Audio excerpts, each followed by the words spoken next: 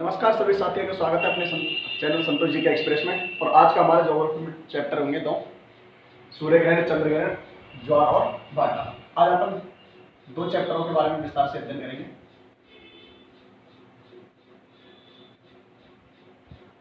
सूर्य ग्रहण व चंद्र ग्रहण,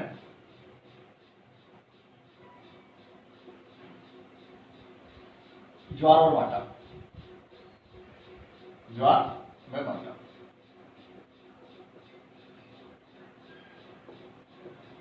आज हम दो चीजों के बारे में विस्तार से अध्ययन करेंगे। पहले बात करेंगे अपन सूर्य ग्रहण, चंद्र ग्रहण की, और उसके बाद में बात करेंगे अपन ज्वार और भाटा। देखिए, सूर्य ग्रहण किसे कहा जाता है? पहले सबसे पहले अपने को ये जानना है कि सूर्य ग्रहण किसे कहा जाता है। तो फर्स्ट चैप्टर है अपना सूर्य ग्रहण। सूर्य ग्रहण देखो क्या होता है। ये अपने को पता है कि पृथ्वी अपने अक्ष पर भी चक्कर लगाती है और पृथ्वी अपने कक्ष पर भी चक्कर लगाती है।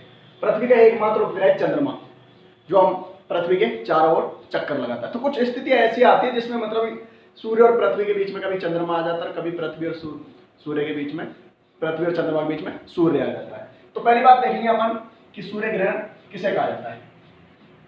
पहली बात है परिभाषा। परिभाषा देखो क्या होता है। जब सूर्य और पृथ्वी के बीच में, जब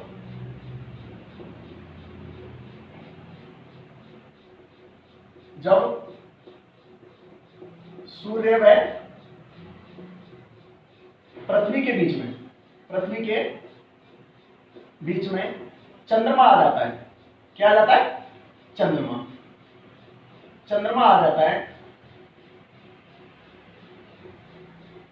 तो सूर्य की किरण है ना, उस चंद्रमा पर नहीं पहुंच पाते, क्योंकि ये पृथ्वी पर नहीं पहुंच पाते। उसको क्या है, मतलब ये चंद्रमा रोक लेता है। तो उस स्थिति को क्या बोलते हैं अपन? सूर्य ग्रहण।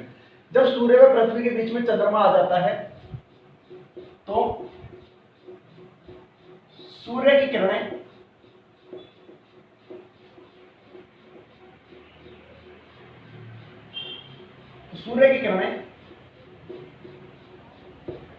पृथ्वी पर नहीं पहुंच पाती है, नहीं पहुंच पाती है, नहीं पहुंच पाती है। तो उसे क्या बोलते हैं अपन? सूर्य ग्रहण। तो उसे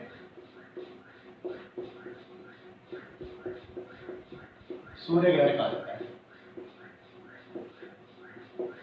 सूर्य ग्रहण कहा जाता है। देखो क्या होता है, जैसे मान लीजिए ये हमारा क्या है, सूर्य। ये क्या है हमारा? सूर्य। और ये क्या है? चंद्रमा। ये क्या है? चंद्रमा। और यहां क्या है? हमारी पृथ्वी। यहां क्या है? हमारी पृथ्वी। तो ये जो सूर्य की किरण है ना, इनको क्या है, मतलब चंद्रमा रोक लेता, तो उसकी सूर्य की किरण पृथ्वी पर नहीं पहुंच पाती, मतलब पृथ्वी से सूर्य नहीं दिख पाता। तो उसे क्या बोलते हैं अपन? सूर्य ग्रहण। तो इस स्थिति को क्या बोलते हैं अपन? सूर्य ग्रहण। सूर्य ग्रहण। जब सूर्य और पृथ्वी के बीच में क्या आ जाता है? चंद्रमा। देखो ये चंद्रमा, इनके क्या दोनों के बीच में, तो सूर्य की किरण हमारी पृथ्वी पर नहीं पहुंच पाती, इसलिए उससे क्या बोलते हैं अपन? सूर्य ग्रहण। अब देखो, अपने कहा होता है कि सूर्य ग्रहण जब होता है ना, तो सूर्य से क्या है, मतलब पराबैंगनी किरणें निकलती हैं, इसलिए मतलब सूर्य को नंगी आंखों से देखना मना किया जाता है। सूर्य ग्रहण के समय, सूर्य ग्रहण के समय सूर्य से पराबैंगनी किरणें निकलती हैं। पराबैंगनी किरणें निकलती हैं, इसलिए इसको नंगी आंखों से देखने से क्या किया है, मना किया जाता है। बोलते हैं ना घर वाले कभी कभी कि भाई सूर्य ग्रहण हो रहा है, मतलब इसको वैसे मत देखो सामने। सूर्य ग्रहण के समय सूर्य से पराबैंगनी किरणें निकलती हैं, इसलिए इसे नंगी आंखों से देखने से मना किया जाता है। देखने से मना किया जाता है। देखो अब बात आती है कि सूर्य ग्रहण होता कब है। देखो सूर्य ग्रहण सूर्य ग्रहण होता है अमावस्या को, अमावस्या को। सूर्य ग्रहण कब होता है? अमावस्या को। लेकिन प्रत्येक अमावस्या को नहीं होता।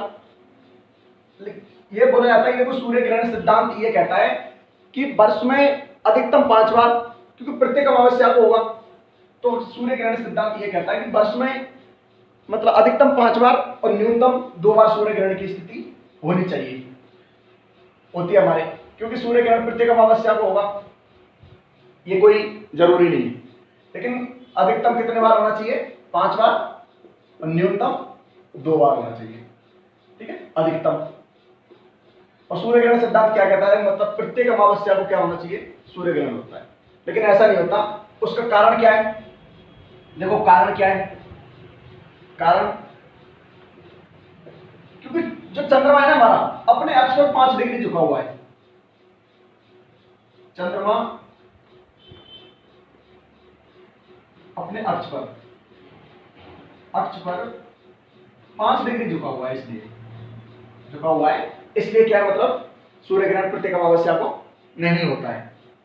तो ये देखो, अब बात आती है, देखो सूर्य ग्रहण ये जो हमारा होता है अमावस्या के दिन, कब होता है? अमावस्या के दिन। तो मैंने अभी आपको बताया कि सूर्य जब ग्रहण होता है तो उससे पराबैंगनी क्या निकलती है? किरणें निकलती है, इसलिए इसको रंगीन आंखों से देखने से मना किया जाता है। अब मैंने अभी आपको बताया था कि वर्ष में अधिकतम 5 बार होना चाहिए सूर्य ग्रहण और न्यूनतम 2 बार होना चाहिए। अब क्या होता है? देखो ये जो सूर्य ग्रहण है, जब अपने सामान्य आकार से, जब सामान्य आकार से अधिक आकार में मतलब हमारा सूर्य ग्रहण पड़ता है तो उसे बोलते हैं अपन चंद्रमोहन, चंद्रमोहन या चंद्रमोहन। ये हमारे चंद्र ग्रहण में भी आएगा, चंद्रमोहन या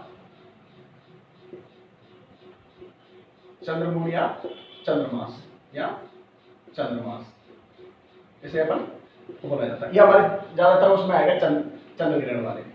तो ये हमारा देखो 21वीं सदी का जो सबसे बड़ा जो सूर्य ग्रहण हुआ था वो हुआ था हमारा 2009 में। मैं आपको यहां पे लिख देता हूं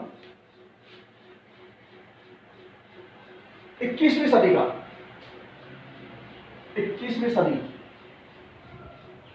सदी का सबसे बड़ा सूर्य ग्रहण, सबसे बड़ा सूर्य ग्रहण कब हुआ था? 2009 में।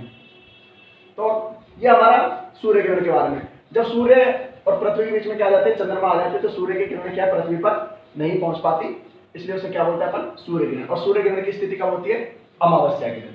सूर्य ग्रहण सिद्धांत क्या कहता है कि प्रत्येक अमावस्या को सूर्य ग्रहण होना चाहिए, लेकिन ऐसा नहीं होता। उसका कारण क्या है कि चंद्रमा अपने अक्ष पर 5 डिग्री झुका हुआ है, इसलिए अधिकतम 5 बार और न्यूनतम 2 बार सूर्य ग्रहण और चंद्र ग्रहण की स्थिति होती है। अब हम बात करेंगे चंद्र ग्रहण के बारे में।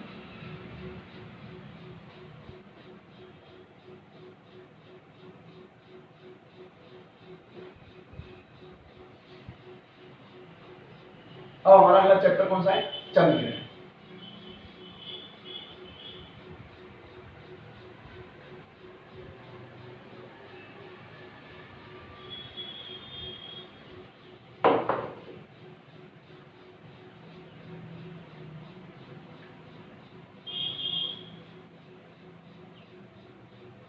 चंद्र ग्रहण, अब देखो चंद्र ग्रहण की पहले आप बात करेंगे कि परिभाषा कि चंद्र ग्रहण किसे कहा जाता है।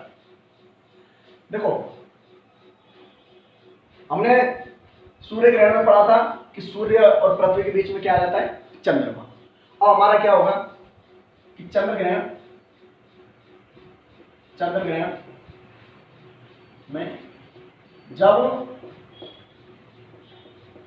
सूर्य व चंद्रमा के बीच में पृथ्वी आ जाती है। क्या आ जाती है? पृथ्वी आ जाती है तो सूर्य की किरणों को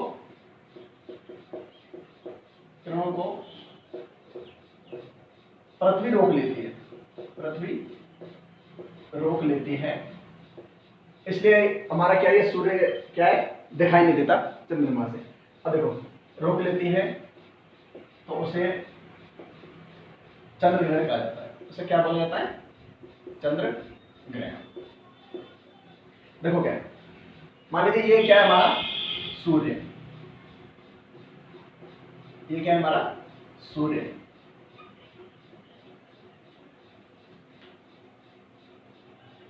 और ये क्या है हमारी पृथ्वी, ये क्या है हमारी पृथ्वी, और यहाँ पे क्या है हमारा चंद्रमा, यहाँ पे क्या है हमारा चंद्रमा। तो देखो क्या होता है, अभी जो सूर्य की किरणें पहुंच रही है तो इसको क्या है मतलब सारी की सारी किरणों को क्या रोक लेता है, मतलब ये पृथ्वी रोक लेती है, तो सूर्य चंद्रमा से क्या सूर्य दिखाई नहीं पड़ता, तो उसे बोलते हैं अपन चंद्र ग्रहण। जब सूर्य और चंद्रमा के बीच में क्या आ जाती है? पृथ्वी, तो उसे क्या बोलते हैं अपन? चंद्र ग्रहण। और चंद्र ग्रहण की स्थिति होती है, चंद्र ग्रहण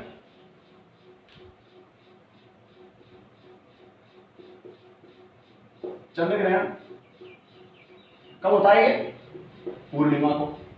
क्या होता है? पूर्णिमा को। लेकिन मैंने अभी आपको देखो जरूरी नहीं है कि मतलब प्रत्येक पूर्णिमा को मतलब चंद्र ग्रहण हो। क्यों? क्योंकि मैंने अभी आपको बताया कि हमारा चंद्रमा 5 डिग्री अपने अक्ष पर झुका हुआ है, इसलिए मतलब अधिकतम 5 बार और न्यूनतम 2 बार होना चाहिए वर्ष में।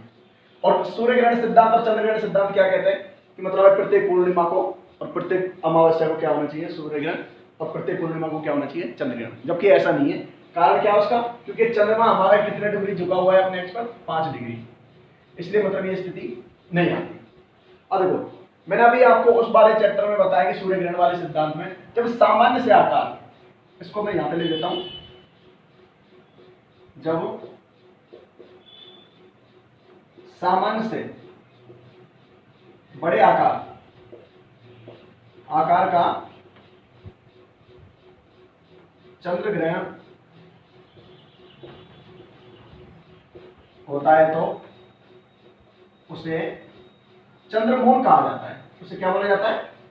चंद्रमोहन या चंद्रमास कहा जाता है। जब सामान्य से बड़े आकार का, जिसमें मतलब हमारे सूर्य बिल्कुल ही नहीं दिखाई देता है, तो उसे क्या बोलते हैं अपन?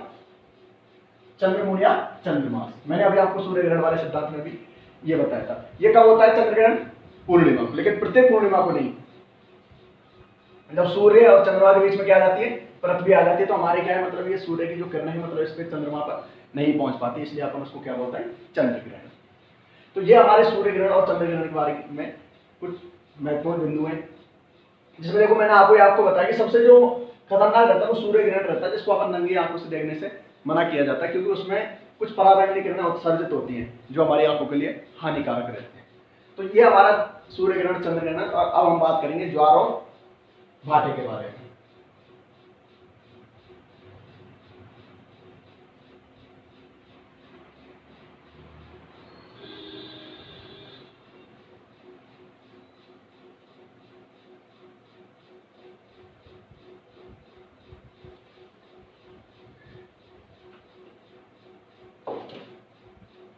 देखो अब हमारा टॉपिक कौन सा है? सेकंड वाला, ज्वार व भाटा। ज्वार व भाटा। देखो सामान्य भाषा में ज्वार और भाटा अपनी क्या कहते हैं कि सागरीय जल के ऊपर उठने को तो ज्वार और सागरीय जल के नीचे गिरने को क्या बोलते हैं अपन? भाटा। तो पहले अपन ज्वार के बारे में बात करेंगे। ज्वार, देखो पहली बात मेन क्या आती है? परिभाषा। क्या अपन ज्वार भाटा किसे कहा जाता है? सागरीय जल, सागरीय जल के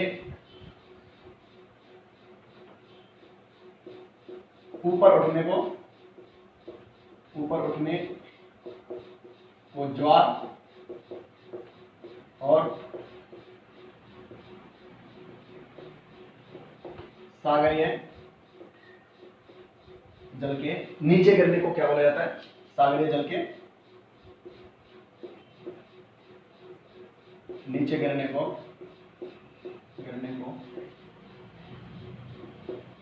भाटा कहा जाता है। सागरीय जल के ऊपर उठने को क्या बोला जाता है? ज्वार, और नीचे गिरने को क्या बोला जाता है? भाटा। तो ये तो देखो हमारी क्या है? परिभाषा। देखो आपको मैं जानकारी के लिए बता दूं, ये अपनी भाषा में भाटा अपन अपनी स्थिति में किसको बोलते हैं? पत्थर को बोलते हैं कि भाटा। तो पत्थर देखो भारी रहता है तो वो नीचे गिरेगा गिरेगा। पर ज्वार क्या है? ज्वार हमारी फसल भी है, जो मतलब ज्वार के दाने क्या हल्के होते हैं तो वो क्या हवा में उड़ जाते हैं, तो इसलिए जो ऊपर उड़ने को क्या बोलते हैं अपन? ज्वार, और नीचे गिरने को क्या बोलते हैं? भाटा। इसका अनुमान ये लगा लेना कि ज्वार हल्की रहती है तो वो ऊपर उड़ जाती है, और भाटा पत्थर क्या है? भारी रहता है तो वो नीचे गिरता है, इसलिए उसे क्या बोलते हैं अपन? ज्वार और भाटा। अब देखो कारण क्या है कि ज्वार भाटा की उत्पत्ति कैसे होती है, ज्वार भाटा आता क्यों है?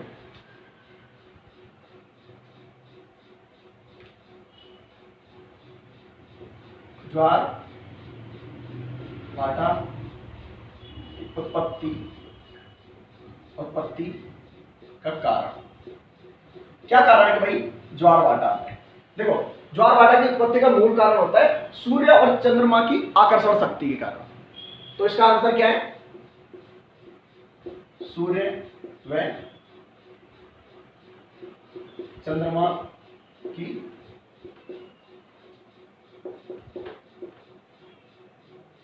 आकर्षण शक्ति के कारण।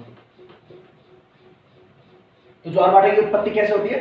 सूर्य और चंद्रमा की आकर्षण शक्ति के कारण। देखो क्या है, सूर्य पूरे ब्रह्मांड के चक्कर लगा रहा है, जिसे अपन प्रकाश वर्ष में नापते हैं। हम सूर्य के चक्कर लगा रहे हैं, हमको मतलब पृथ्वी सूर्य के चक्कर लगा रही है, और पृथ्वी के कौन चक्कर लगा रहा है? चंद्रमा। तो ऐसी स्थितियां आती है जिसमें देखो मैंने आपको उस वाले चैप्टर में बताया ना कि कुछ स्थिति ऐसी आती है उस टाइम पे कि चंद्रमा कभी तो मतलब पृथ्वी के सबसे पास आ जाता, कभी दूर चला जाता। यही स्थिति सूर्य की आती है, जिसमें आपने बात की थी उपसौर, अपसौर, उपभू और अपभू के बारे में। तो ये जैसे देखो मैं आपको बता दूं, ये हमारी पृथ्वी है और ये हमारा क्या है? सूर्य, और ये क्या है? हमारी चंद्रमा। अब ये किसके चक्कर लगा रहा है? पृथ्वी के। और पृथ्वी किसके चक्कर लगा रही है? सूर्य के। तो ये हमारे ज्वार भाटे की उत्पत्ति का मूल कारण है हमारे सूर्य और चंद्रमा की आकर्षण शक्ति के कारण। देखो सूर्य हमारी चंद्रमा से काफी बड़ा है, लेकिन चंद्रमा की आकर्षण शक्ति सूर्य से अधिक है। कारण ये क्योंकि सूर्य है ना हमारे चंद्रमा के, हमारी पृथ्वी के दूर है, और चंद्रमा हमारी पृथ्वी के नजदीक है, सूर्य के। ठीक है, तो इस कारण ज्वार भाटे की उत्पत्ति होती है सूर्य और चंद्रमा की आकर्षण शक्ति के कारण। देखो इनमें क्या बल लगे होते हैं, जिसमें कौन दो बल कार्य करते हैं? एक तो गुरुत्वाकर्षण और एक होता है अपकेंद्रीय बल। अपकेंद्रीय बल। तो अपन ये भी बोल सकते हैं कि गुरुत्वाकर्षण और अपकेंद्रीय बल के कारण ज्वार भाटे की उत्पत्ति होती है, और अपन ये भी बोल सकते हैं कि सूर्य और चंद्रमा की आकर्षण शक्ति के कारण भी हमारे ज्वार भाटे की उत्पत्ति होती है। परिभाषा आपको समझ में आ गई कि सागरीय जल के ऊपर उठने को तो क्या बोलते हैं? ज्वार, और नीचे गिरने को क्या बोलते हैं अपन? भाटा। तो ज्वार भाटे की उत्पत्ति का मूल कारण क्या है? सूर्य ग्रहण और चंद्र ग्रहण की, वो सूर्य और चंद्रमा की आकर्षण शक्ति के कारण। अब देखो बात आती है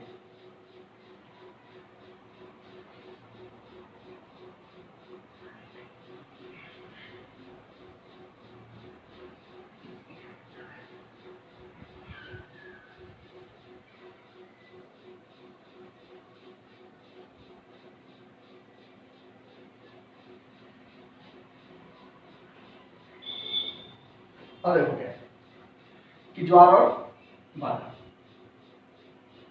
ज्वार और भाटा और भाटा। देखो क्या होता है कि अब अपन बात करें कि मतलब ज्वार भाटा जो है, ये मैंने अभी आपको बता दिया कि सूर्य ये हमारे 5 डिग्री पर हमारा चंद्रमा झुका हुआ है, और हमारी चंद्रमा भी मतलब पृथ्वी के चक्कर लगाता, पृथ्वी सूर्य के चारों ओर चक्कर लगाती है। तो कुछ स्थिति ऐसी आती है जिसे अपन अपने बात करेंगे दीर्घ ज्वार। देखो इसमें क्या है, ये मतलब ये महत्वपूर्ण बिंदु है इसमें, दीर्घ ज्वार व भाटा। दीर्घ ज्वार व भाटा, लघु ज्वार व लघु, लघु का मतलब होता है छोटा, लघु ज्वार भाटा। देखो अब ये दीर्घ ज्वार व भाटा कब आता है और लघु ज्वार भाटा कब आता है? तो देखो मैं आपको बता दूं कि दीर्घ ज्वार का मतलब होता है बड़ा ज्वार भाटा। बड़े का मतलब देखो क्या होता है कि जैसे हमारी ये क्या है, ये हमारा सूर्य है, ये क्या है हमारा सूर्य, और ये क्या है हमारी,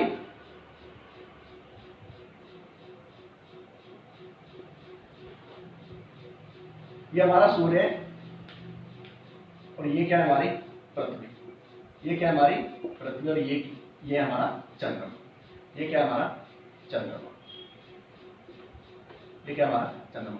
तो देखो दीर्घ ज्वार कब आता है, जब सूर्य, पृथ्वी और चंद्रमा एक ही स्थिति में आ जाते हैं, एक ही लाइन में आ जाते हैं, एक ही रेखा में आ जाते हैं। तो इस स्थिति को देखो क्या बोला जाता है, इसको बोला जाता है सिजगी। इसे क्या बोला जाता है, सिजगी। जब सूर्य, पृथ्वी और चंद्रमा एक ही स्थिति में आ जाते हैं तो उसे क्या बोलते हैं अपन, सिजगी की स्थिति बोलते हैं।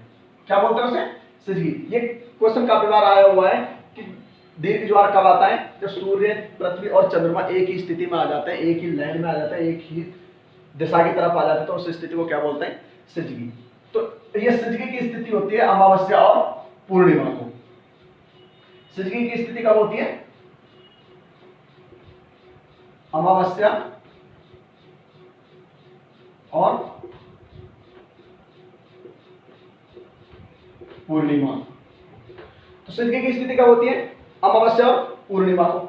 जब सूर्य, पृथ्वी और चंद्रमा एक ही स्थिति पे आ जाते हैं, एक ही रेखा पे आ जाते हैं, एक ही दिशा में आ जाते हैं, तो ये क्या है, उच्च जो बल लगता है। क्या लगेगा, बल, अधिकतम बल लगता है।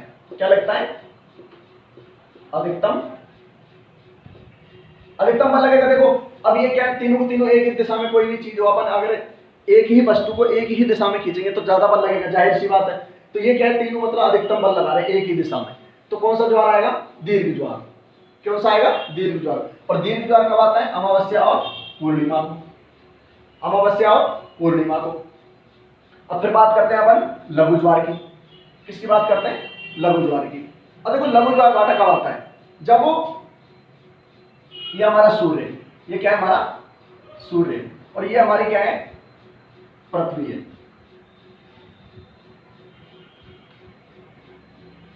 ये क्या है हमारी पृथ्वी है, और ये क्या है हमारा चंद्रमा है। ये क्या है, चंद्रमा। तो देखो क्या है, अब स्थिति कैसी आ रही है, चंद्रमा। अब देखो सूर्य अपनी तरफ बल लगा रहा है, चंद्रमा अपनी तरफ बल लगा रही है, और पृथ्वी अपनी तरफ बल लगा रही है। तो अपन देखो अगर बात करें लघु ज्वार भाटे की, तो जब सूर्य, पृथ्वी और चंद्रमा समकोण स्थिति पर आ जाते हैं, कौन सी स्थिति पर आ जाते हैं, समकोण स्थिति। देखो समकोण स्थिति बन रही है ये सूर्य और चंद्रमा के बीच में। सूर्य अपनी तरफ बल लगा रहा है और चंद्रमा अपनी तरफ बल लगा रहा है। अब कोई भी वस्तु है, अगर अपन अलग अलग बल लगाएंगे, एक उधर की तरफ खींचेगा, एक इधर की तरफ खींचेगा, तो जाहिर सी बात है या तो बल सामान्य रूप से लगेगा, कम लगेगा, या दोनों में बराबर लगेगा। तो जब वो सूर्य और चंद्रमा समकोण स्थिति पर आ जाते हैं, कौन सी स्थिति पर आ जाते हैं, समकोण स्थिति में आ जाते हैं, तो जाहिर सी बात है तो बल कम लगेगा, क्योंकि मैंने अभी आपको बताया ये तीनों के तीनों सूर्य, पृथ्वी और चंद्रमा एक ही दिशा में बल लगा रहे हैं, तो बल ज्यादा लग रहा है, अधिकतम बल लग रहा है। और यहाँ पे बल क्या लग रहा है, न्यूनतम लग रहा है, क्योंकि ये अपनी तरफ खींच रहा है और चंद्रमा अपनी और बल लगा रही है, तो क्या है, न्यूनतम बल लगता है। कैसा लगता है,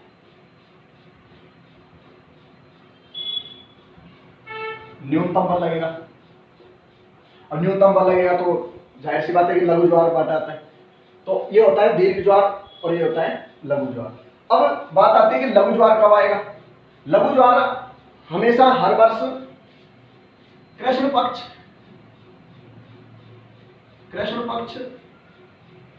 और शुक्ल पक्ष की सप्तमी और अष्टमी कब आता है, सप्तमी और अष्टमी को, मैं आपको इसको ऊपर लिख देता हूं।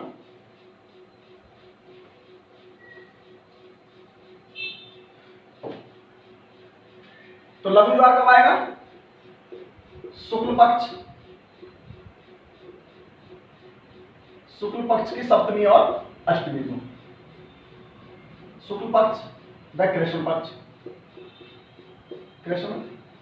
पक्ष की सप्तमी और अष्टमी को,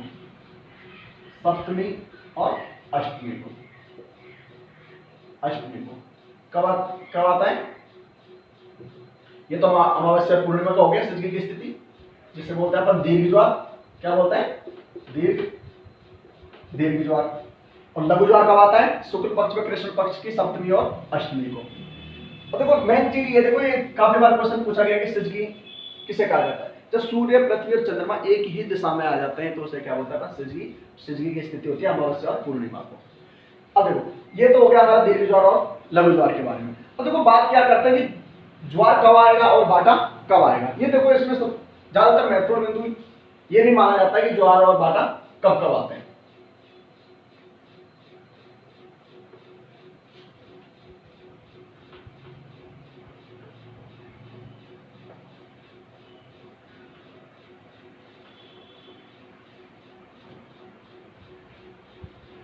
ज्वार बाटे का समय,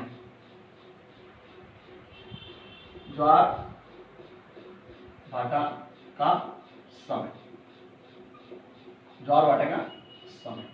देखो अब अपन से कोई पूछ ले कि ज्वार कब आएगा और बाटा कब आता है, तो देखो सामान्य सी बात है, ये बोल देखा जाता है कि ज्वार और बाटे के बीच में, ज्वार और बाटे के बीच में, दो ज्वार के बीच में अगर अपन बात करें, दो ज्वार, जैसे एक ज्वार आ चुका है, ठीक है, तो अगला ज्वार कब आएगा? एक बाटा आ गया तो दूसरा बाटा कितने समय बाद आएगा? तो देखो दो ज्वारों के बीच में, दो ज्वारों के बीच में सामान्य से कितने घंटे का अंतर रहता है? 24 घंटे का।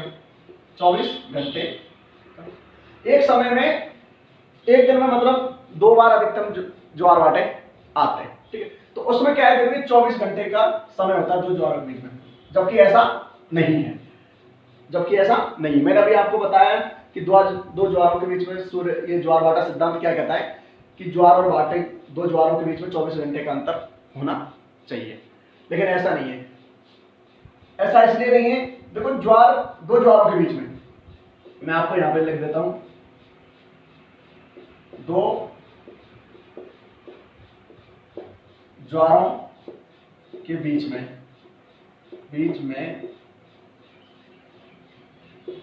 12 घंटे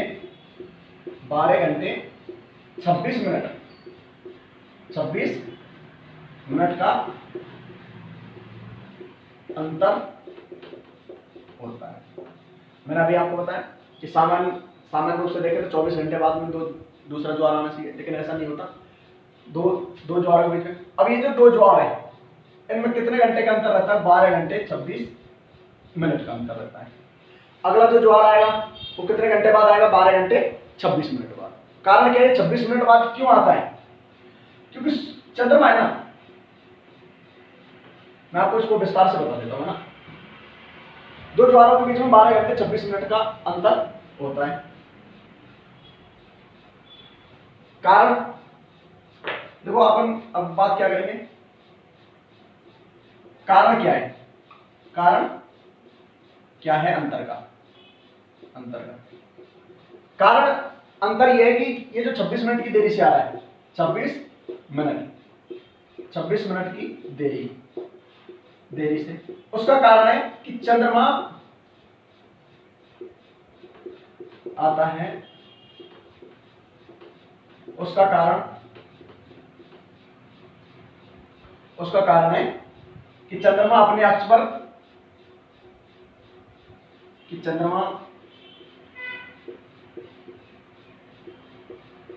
अपने अक्ष पर कितने डिग्री झुका हुआ है? 5 डिग्री। इसलिए इसके 26 मिनट की देरी से आता है कि चंद्रमा अपने अक्ष पर कितने डिग्री झुका हुआ है? 5 डिग्री झुका हुआ है, इसलिए मतलब 26 मिनट की देरी से आता है। तो दो ज्वारों के बीच में कितने मिनट का अंतर रहता है? 12 घंटे 26 मिनट का।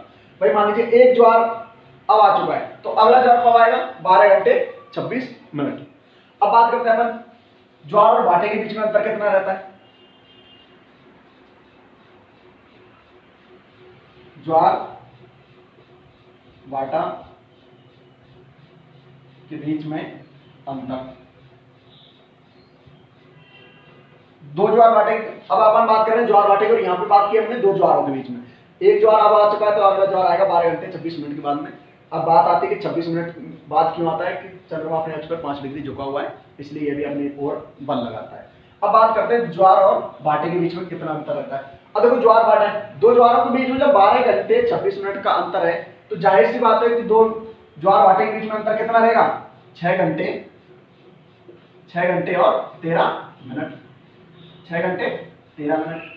तो ज्वार भाटे के बीच में अंतर कितना रहता है, 6 घंटे और 13 मिनट। एक जैसे एक ज्वार आ गया तो भाटा कितने घंटे बाद आएगा, 6 घंटे 13 मिनट बाद। कब आएगा, 6 घंटे 13 मिनट बाद। अब देखो बात करते हैं कि विश्व में सबसे ऊंचा ज्वार भाटा कहां आता है, विश्व में सबसे ऊंचा ज्वार भाटा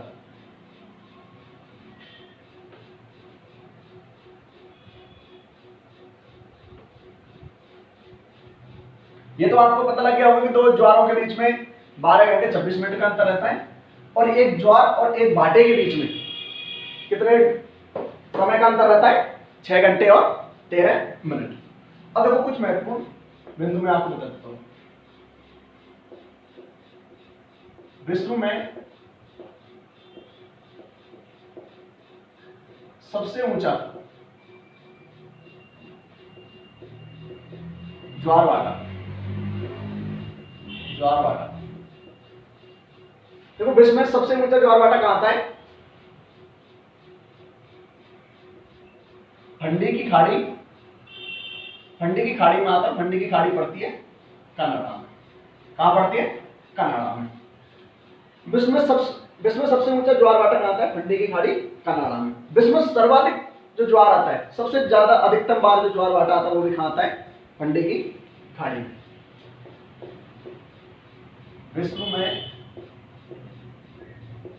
सर्वाधिक बार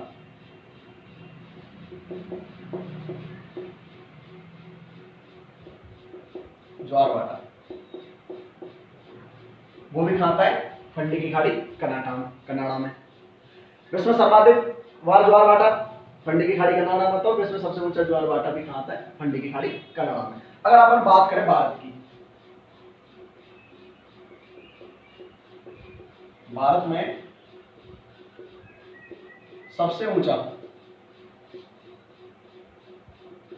ज्वार भाटा तो ये कहां आता है, हमारे गुजरात का ओखा नामक क्षेत्र में। गुजरात के ओखा नामक क्षेत्र। तो विश्व में तो कहां पे आ रहा है, फंडी की खाड़ी कनाडा। और अगर भारत की अपन बात करें तो गुजरात के ओखा नामक क्षेत्र में सबसे ऊंचा ज्वार भाटा आता है, जिसकी ऊंचाई होती है 2.7 मीटर। ऊंचाई कितनी होती है, 2.7 मीटर।